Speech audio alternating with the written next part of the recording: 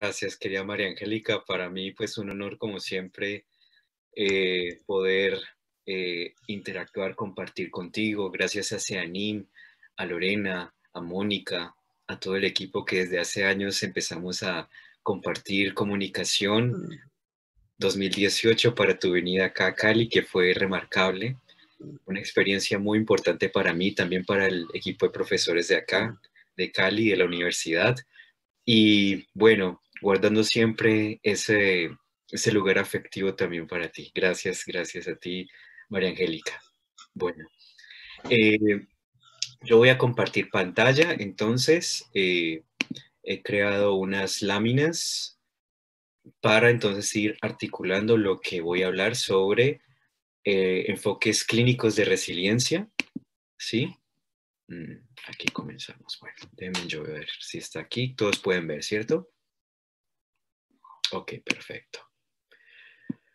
Bien, dentro pues de las tantas aprendizajes que pues he venido teniendo pues a nivel teórico, metodológico, eh, recuerdo muy bien que en mi pregrado de filosofía fue que escuché sobre la palabra resiliencia.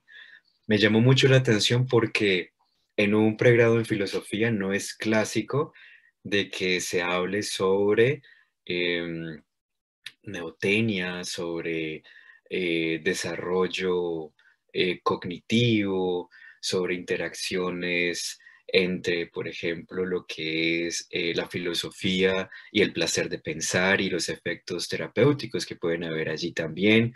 Entonces, todo esto gracias a William González también, quien María Angélica lo conoce, y a un equipo muy interesante que acá en Cali, Colombia, hemos venido desarrollando, gracias también a los autores como María Angélica y como otros también que pues continúan dándonos sus aprendizajes y una retroalimentación y un diálogo muy importante.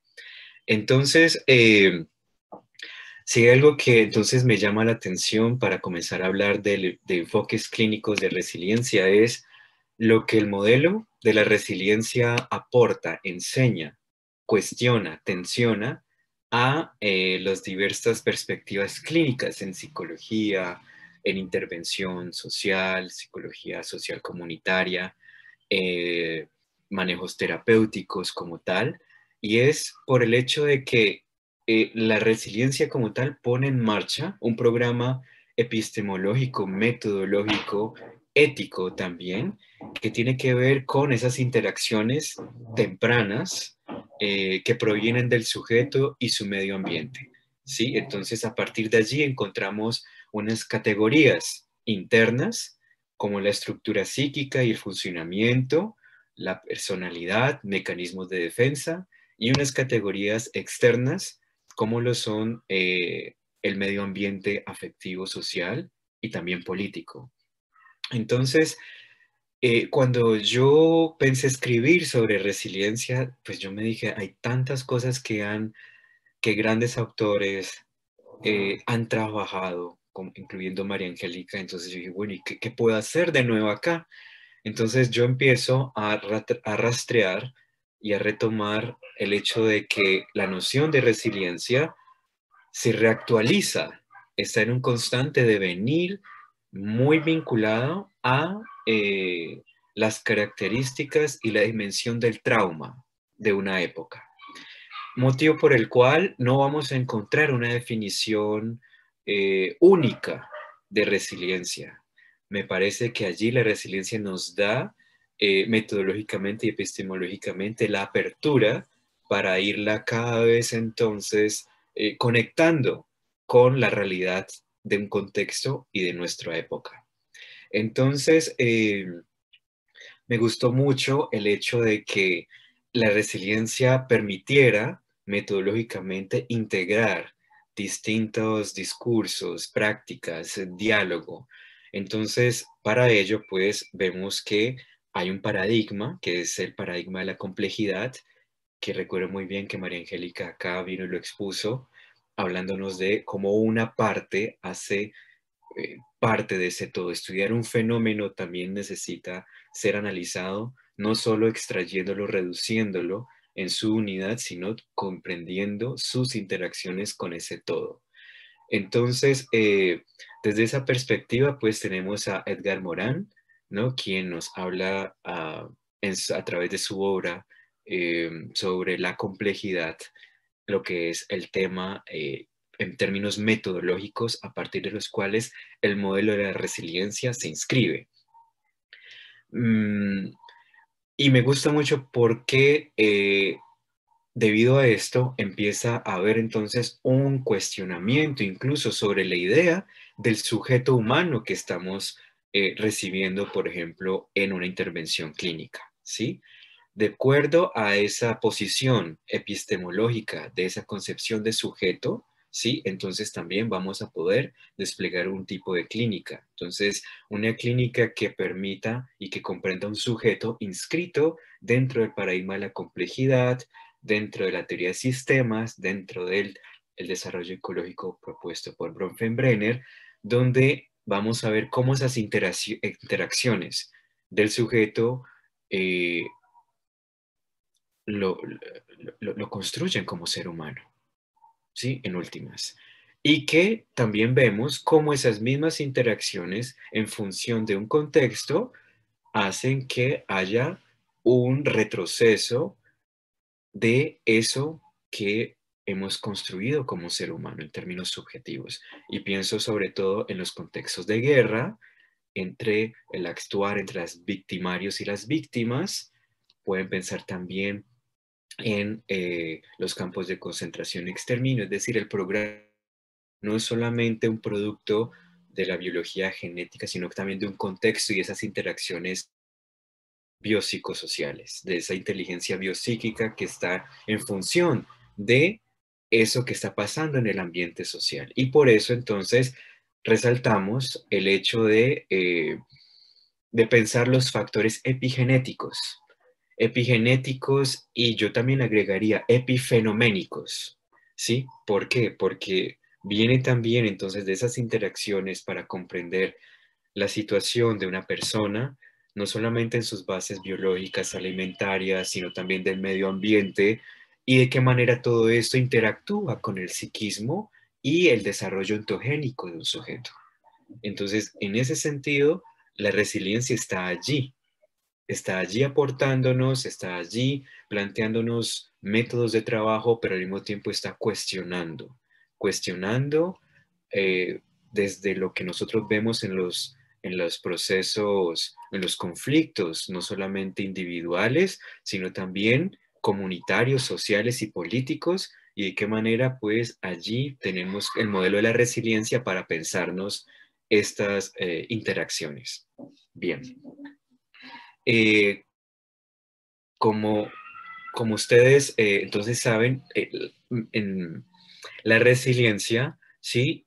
Tiene unas bases epistemológicas y que han interrogado la clínica. Entonces, la causalidad de la clínica interrogan la manera en cómo antes se pensaban entonces que si tenemos una persona traumatizada por abuso, por abandono, X trauma, entonces esa causalidad vendría pues a predecir el efecto del trauma pues en la persona. Pero la resiliencia sabemos muy bien de que interroga esa causalidad haciéndola no predictiva, donde prevalece la función creadora, poética y ética de cada persona respecto a su propio real del trauma, si lo pudiéramos colocar en términos psicoanalíticos.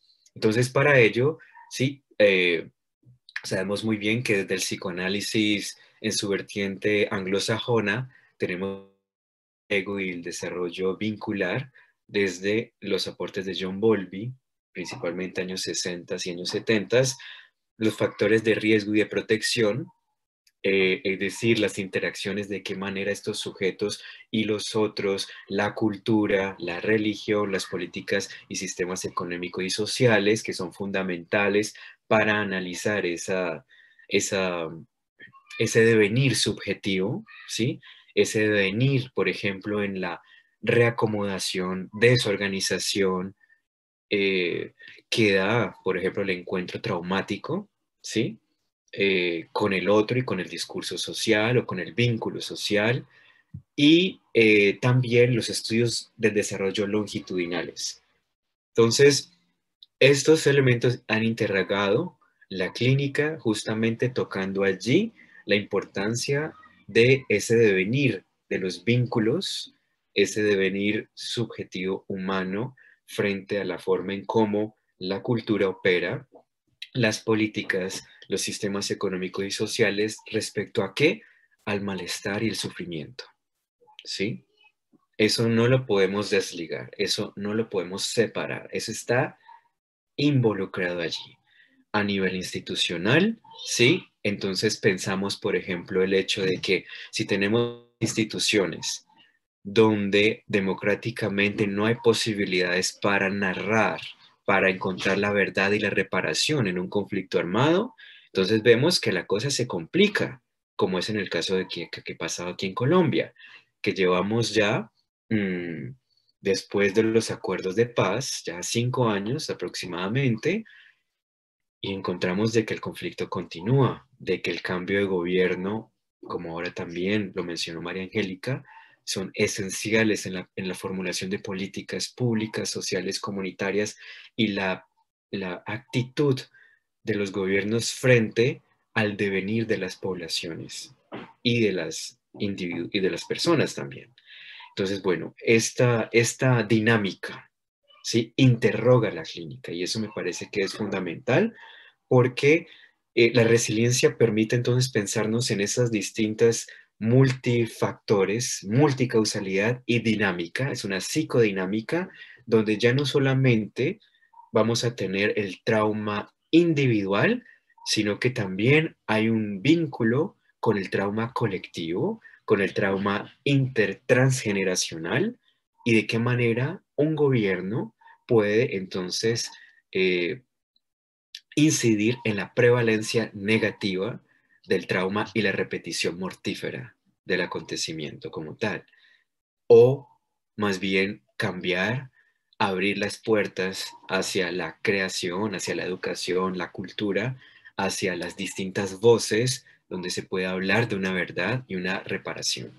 Cosa que esto lo vemos aquí en Colombia, que está en proceso, pero no ha sido nada fácil, porque hay una escasa voluntad política de este gobierno actual, donde vemos que reaparece, emerge nuevamente el fantasma de la guerra, reagrupándose los nuevos actores políticos por fuera de la ley, guerrillas, narcotráfico, paramilitares, ¿sí? Llevando a cabo nuevas masacres. Entonces hay algo en la repetición del trauma, algo que no está operando y que por más de que haya, entonces en comunidades y las mujeres y culturalmente y las comunidades, las agrupaciones intenten reacomodarse psíquicamente, culturalmente, pero hay algo allí que continúa, ¿sí?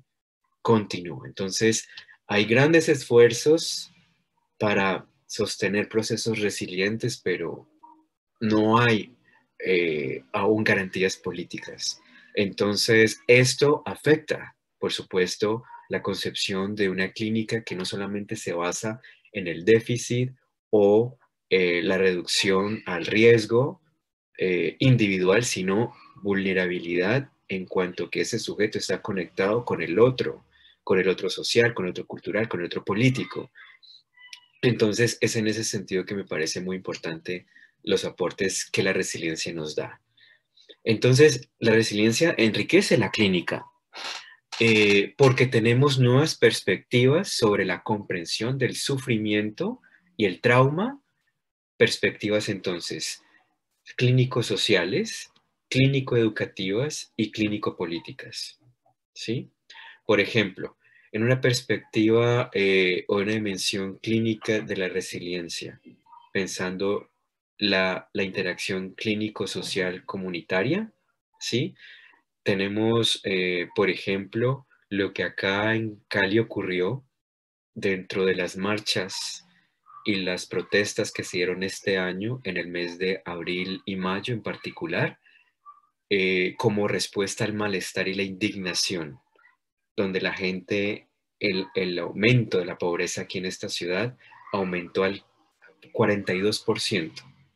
una línea de pobreza enorme, no solamente por la pandemia, porque todo lo estaban excusando y por la pandemia. Recuerdo muy bien que, como decía eh, Antonin Artaud, ¿no? El teatro en la pandemia, en ese teatro, lo que hace es que las máscaras caen y se revela la verdad que había allí. Entonces, lo que se pasó acá es que se reveló toda la corrupción, las inconsistencias que habían a nivel de servicios sanitarios, públicos, políticos, el nivel de pobreza se desbordó, aumentan los casos entonces de robos a supermercados, la gente necesita comer, los hospitales al tope, llenos, entonces empiezan a ver pues lo real del trauma de la muerte desbordada. Entonces, frente a eso, ¿sí? Ni siquiera el pico de la pandemia que estábamos viviendo aquí en Cali fue un pretexto para evitar que la gente saliera a la calle. Y la gente se hizo en multitudes. Algo el malestar ya llegó al tope donde era más importante salir incluso que seguir entonces encerrados bajo el miedo, bajo el afecto del miedo por la muerte y la pandemia por el COVID. Entonces, aquí empezamos a entender un aspecto clínico, social, primero en términos afectivos. Miedo alrededor, ¿no? Generalizado en Colombia, en el mundo, ¿sí? Miedo frente a un tipo de muerte donde ya no podíamos realizar, por ejemplo, el ritual de los actos funerarios, sino que es un tipo de muerte seca, un tipo de muerte entonces ya justificada en términos sanitarios y de prevención, pero pues por supuesto hay un costo psíquico enorme en lo que muchas personas vivieron al perder sus seres queridos. Pero entonces, esto frente a lo que estaba viviendo, el malestar de la sociedad aquí, desbordó, la gente sale a la calle manifestándose en su indignación, porque al mismo tiempo estaban en el gobierno montando todo un proyecto de aumento de impuestos que iba a afectar a la clase media y pobre de aquí. Entonces, tras de que la gente no tiene trabajo, la pobreza aumenta y tras de eso impuestos, o sea, eso yo no sé, o sea, eso fue lo que destapa el malestar de la época, el malestar de nuestro contexto. Entonces, ¿qué empieza a haber allí? Todas las movilizaciones comunitarias, la gente del común. No hubo un partido político que llamó a las personas a movilizarse, sino fue lo común, el tejido común que ya estaba fragmentado, separado, dañado, ¿sí? Comienza a reacomodarse. Y aquí en Cali en particular, María Angélica, tú sabes, la gente aquí, lo colorida que es y con lo que le gusta bailar y todo esto, en medio, al final de las marchas, terminaban bailando, haciendo fiesta, compartiendo comida, y uno decía, ¿y dónde quedó la pandemia? Hay un aspecto cultural allí muy interesante y muy importante, ¿sí? Entonces, esto en términos de cómo, y lo explicaré un poco más en las siguientes diapositivas, de qué manera lo comunitario, ¿sí? Se asocia como, o sea, la fuerza del común, la importancia de que la gente saliera, de que, claro, mucha gente luego después de eso aumentó el pico pues de COVID, pero al mismo tiempo que vino la represión estatal, empezaron pues a matar muchos jóvenes, involucrándolos y llenándolos pues en todo ese grupo de vándalos, de que estaban robando, dañando, matando. Pero entonces aquí vemos toda una dinámica también política, represiva, opresora, mortífera por parte del Estado y todos los derechos humanos que se violaron aquí, cosa que ustedes seguramente lo han encontrado. Entonces, allí pasamos a la dimensión clínico-política, ¿sí? Inseparable. Entonces, de esto, ¿qué es lo que la resiliencia también nos propone? Pensarnos en esa dimensión de esa postura ética frente a lo social, a lo político y a lo comunitario y a lo educativo, por supuesto. Bien. Entonces, esto dentro aquí en Cali, en un sector que antes se llamaba Puerto Rellena, ¿sí? Luego fue rebautizado como Puerto Resistencia, porque es un lugar donde hay comunidades muy vulnerables, un lugar aislado, donde hay clase trabajadora, obreros, señoras que trabajan en el aseo, muchos jóvenes sin posibilidad de estudiar ni trabajar, se dedican pues a lo que el trabajo informal les dé, ventas ambulantes, etcétera, ¿sí? Entonces hay una gran convergencia. Este puerto de resistencia se convierte en uno de los puntos principales de resistencia, justamente, frente a lo que está ocurriendo.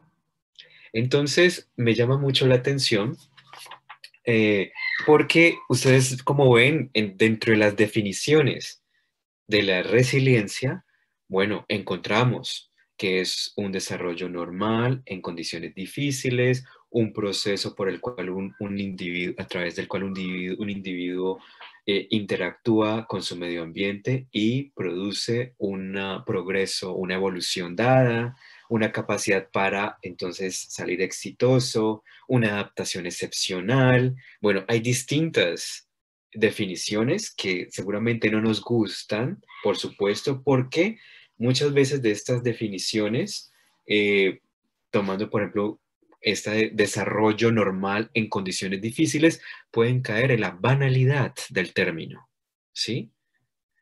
En la banalidad como tal, es decir, en la manera en cómo la resiliencia puede entonces ser capturada, incluso también por el coaching o otro tipo pues, de discursos más centrados en el éxito y la felicidad, y pues ahí hay una decadencia del término como tal y de los estudios que hay, la riqueza clínica, conceptual, teórica, metodológica que trae consigo la resiliencia. Entonces, me encontré con esta definición transversal de la resiliencia, dada por Michel Manciot, Van Istedel, Stefan Van Istedel, Lecomte y Cyrulnik en el año 2001, en un texto llamado La resiliencia, resistir y construirse. Dice, capacidad de una persona o de un grupo para desarrollarse bien, para continuar proyectándose hacia el futuro, a pesar de los acontecimientos desestabilizadores, de las condiciones de vida difíciles, traumatismos severos. Lo que se vivió aquí en Cali fue del orden del terror. Cuando empezamos a ver las noches, el control policial, militar, nunca pensamos que íbamos a presenciar ese tipo de cosas. Las calles se convirtieron en campos de batalla. Aparecieron paramilitares también, aliados con la policía y los militares, desapareciendo, persiguiendo a estudiantes, líderes sociales, profesores, ¿sí? En todo esto que era una manifestación de indignación frente a las políticas nocivas del actual gobierno, ¿sí? Entonces, miren que me llama mucho la atención porque la misma comunidad levanta, como pueden ver aquí, esto es un brazo, como un brazo que tiene una mano, está por la parte de atrás y hacia adelante, que dice, hacia la parte de adelante dice, resiste, ¿sí? Entonces me parece muy interesante, muy interesante porque, María Angélica, estamos en resistencia, ¿sí? Y allí muchas personas se preguntan, ¿esto es resiliencia o esto es solo resistencia? ¿Sí? Entonces, allí vamos en ello. Al lado de esto ustedes pueden ver que el monumento tiene a la base, arriba superior, una mujer que es como una indígena. Y ese indígena, porque además los indígenas llegan acá, la Guardia Indígena, a ayudar a las comunidades, a enseñarle a las comunidades el compartir, el organizarse, ¿sí? Y entonces colocan esta mujer mostrando un poco como esos colores y esa magia que ella tiene, esa sabiduría ancestral, está la naturaleza, están las personas, está la guardia indígena, los estudiantes caídos. Es un monumento también de la memoria porque acá está las fotos, los retratos de los estudiantes que murieron, jóvenes, chicas, chicos, ¿sí? Que cayeron en la impunidad de la fuerza y la brutalidad militar policíaca. ¿Mm?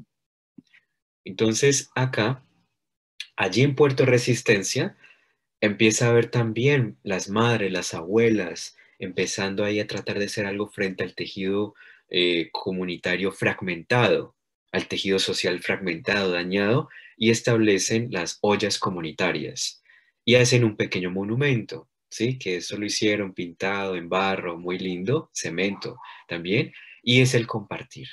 Entonces aquí ya empieza a haber una alimentación frente al hambre, no solamente el hambre orgánica, sino simbólica, que este sector, y que yo pienso, no solo este sector, sino Cali, Colombia y bueno, muchas otras poblaciones tienen en este momento, ¿sí?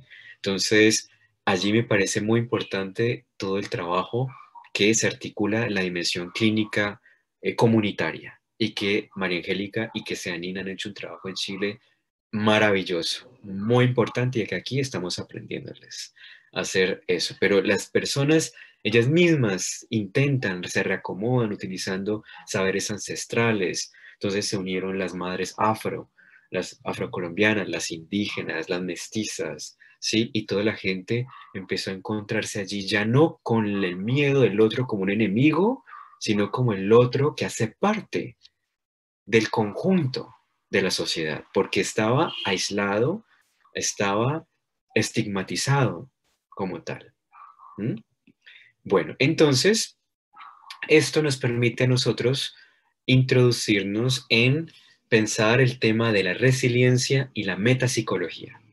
¿Sí? O sea, aquí tenemos un poco de la teoría, presento un poco el caso como tal de lo que ocurrió para poder, aquí en Cali para poder explicar esto, ¿sí? Y acá entonces volvemos a la teoría, teoría clínica. Resiliencia y metapsicología. Eh, resiliencia, la resiliencia, cuando pensamos el enfoque psicodinámico, ¿sí? De la resiliencia y pensamos el funcionamiento intrapsíquico, entonces tenemos que ir a ver la metapsicología. La metapsicología psicoanalítica, recuerden bien que John Bowlby ocupa en algún momento la silla de la Asociación Psicoanalítica eh, Internacional, ¿sí? Fundada por Freud. Entonces Bowlby tiene, por supuesto, es heredero del psicoanálisis freudiano, pero Bowlby se alimenta también de la etología, ¿sí? De la observación del comportamiento animal, comportamiento humano, y también de los conocimientos y prácticas médicas clínicas de la época, años 60, años 70, ¿sí?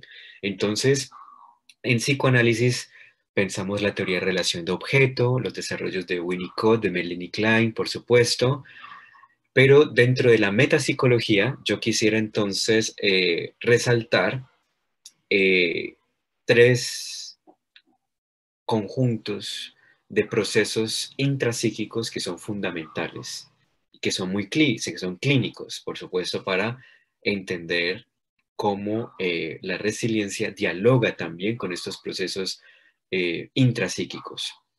En primer lugar, como les decía, la clínica se actualiza, se reactualiza, dialoga en lo que la resiliencia también le permite observar frente a lo que es el trauma, al traumatismo y la construcción fantasmática.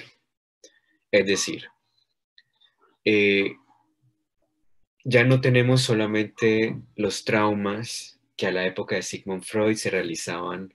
Recuerda muy bien los caminos de hierro, la neurosis traumática, los caminos de los ferrocarriles, sino que tenemos otro tipo de acontecimientos traumáticos, a catástrofes ambientales, naturales, terremotos, tsunamis, catástrofes también a nivel industrial, ¿sí?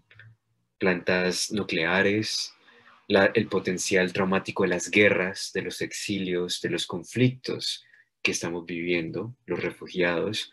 Y el traumatismo es cómo no solamente las personas elaboran el significado de ese trauma vivido, sino también socialmente se crean narrativas que elaboran traumatismos y configuran una realidad fantasmática.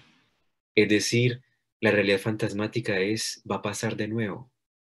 La latencia, la angustia, va a pasar de nuevo eso que se vivió antes, ¿sí? Entonces, frente a eso, vemos de qué manera, sí, la resiliencia hoy en día nos permite no solamente centrarnos en el devenir psíquico del individuo, sino del vínculo con el otro, del vínculo social, del vínculo político, de qué es lo que hay de esos fantasmas o de esos aires que emergen nuevamente y que nos traen la repetición, ¿sí? La repetición. Entonces, pienso que este es el otro elemento clínico, la repetición, resistencia y mecanismos de defensa. En la repetición, ustedes saben muy bien que hay algo del orden simbólico no elaborado.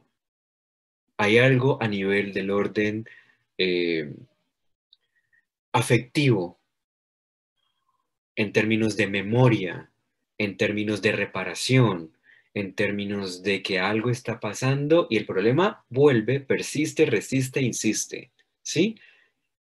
Los mecanismos de defensa aparecen. Tenemos los mecanismos de defensa del yo, explicitados muy bien por Anna Freud, ¿sí? Pero también tenemos mecanismos de defensa colectivos, comunitarios, incluso mecanismos de defensa políticos estatales. Por ejemplo, aquí en Colombia tenemos las autodefensas, ¿sí? Si lo vemos en esos términos, un poco como de cómo pueden los mecanismos de defensa configurarse en un contexto en particular. Entonces, si ustedes pueden ver, la repetición es latente aquí en Colombia del conflicto.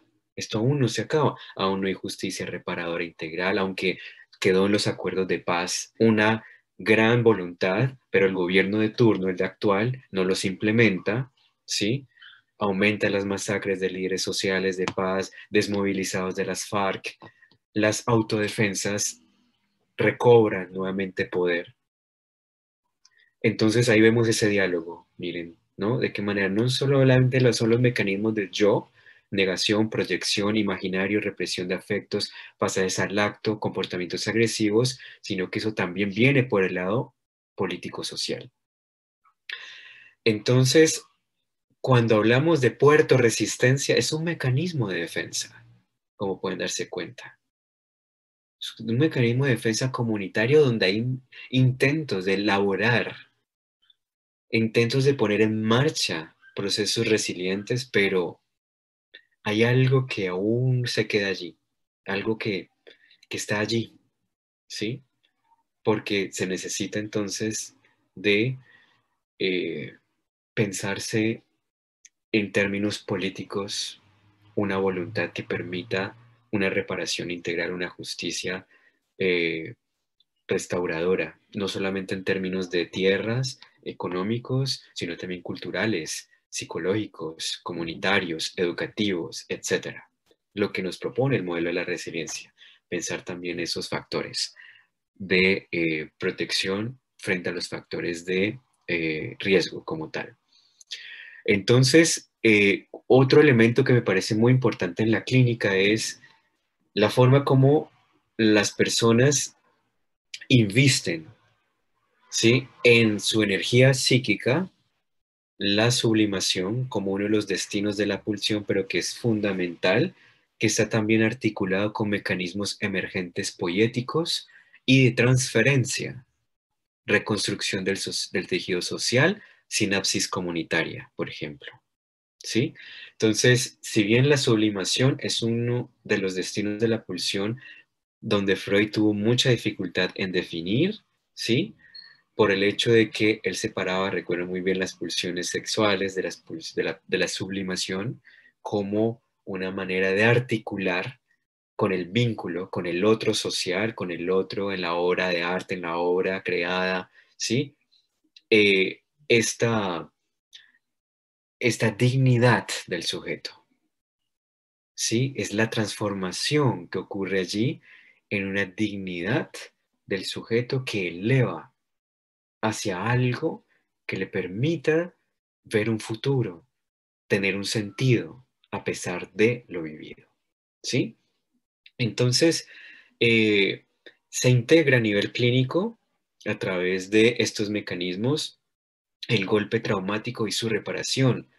La resiliencia nos habla del humor, de la creatividad, del altruismo, del placer de pensar, del placer de reflexionar, del placer de vivir. Es una metamorfosis, ya como lo ha explicado muy bien muchos autores, incluidos María Angélica, Boris Cyrulnik, Vanis Sedal. Bueno, eh, pero entonces yo quiero, ya para finalizar, ¿sí? Resaltar que dentro de los mecanismos clínicos fundamentales a propósito de la sublimación, a propósito de lo que es también los mecanismos de reparación poéticos, ¿sí? Son los procesos de mentalización y acompañamiento terapéutico que uno los pone en marcha. ¿Qué es un proceso de mentalización? Peter Fonagy habla muy bien de ellos y María Angélica también, los conocen muy bien, hemos charlado sobre ellos y es de qué manera una persona se puede hacer una representación psíquica de su realidad, ¿sí? Una representación, una simbolización de afectos, una elaboración del trauma, de la culpa, violencias y las agresiones. Y todo esto tiene una base que nos reenvía al apego seguro y a la manera como el trabajo eh, con madres, con las primeras infancias, se debe realizar para fomentar esta habilidad y esta capacidad que tienen los procesos de mentalización, ¿sí? Entonces, bueno, yo quiero dejar entonces ahora un espacio para preguntas, para discusión, ¿sí? ¿Estamos bien de tiempo o puedo seguir allí conversando? Sí, puedo seguir. Bueno, un poquito más. Ok. Bueno, entonces, cuando hablamos de resiliencia y trauma, ¿sí? Vemos que hay un riesgo vital en la vida anímica de un sujeto,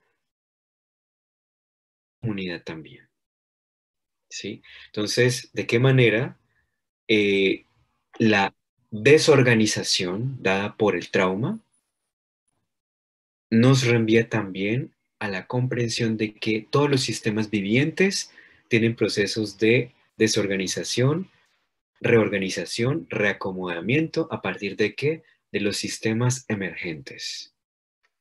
Entonces, ¿qué son sistemas emergentes? Sistemas, o sea, cosas que no pensamos que iban a ocurrir allí, cosas que no teníamos en la causalidad. Es la acción humana, es el actuar humano. Y allí entonces podemos también introducir un poco la teoría de la acción en Hannah Arendt, que a María Angélica le gusta mucho, también porque pienso que Hannah Arendt nos da, a pesar de que ella vivió los efectos del exilio, la Segunda Guerra Mundial, eh, de también de haberse dado cuenta de la existencia de los campos de concentración y exterminio, de haber estado detenida en un campo de detención, que por su astucia no llegó a un campo de concentración, astucia y azar también, ella habla del actuar. Pero la acción, ¿sí? Fíjense que también nos reenvía a lo que plantea la resiliencia. La resiliencia nos lleva al placer de pensar, ¿sí? Pero también a la toma en posición, a la toma de una posición ética, y esa es la ética, ¿no? De qué manera me relaciono con el otro, pero sobre todo, qué hago conmigo mismo, qué hago con lo que han hecho de mí mismo, ¿sí? Entonces, en la teoría de la acción, ¿sí? Plantea Hannah Arendt, la acción es una de las dignidades más grandes del ser humano. ¿Por qué? Porque nos permite crear lo que antes no habíamos imaginado que podía pasar. Cambiar el flujo del destino de la historia también, el acontecimiento, lo que aparece, lo que emerge como espontáneo, ¿sí? Y esto lo promueve la resiliencia también. Entonces pienso que allí entre resiliencia, facultad de pensar, actuar, ven cómo se articula la dimensión clínica y también teórica, social, política también. Eh, las modalidades, como podemos ver, de un sujeto para defenderse son múltiples, ¿sí? Cuando una persona está en un tratamiento clínico, en un acompañamiento terapéutico, pero al mismo tiempo vemos eso reflejado en las sociedades. Negación, proyección, imaginarios, ¿sí?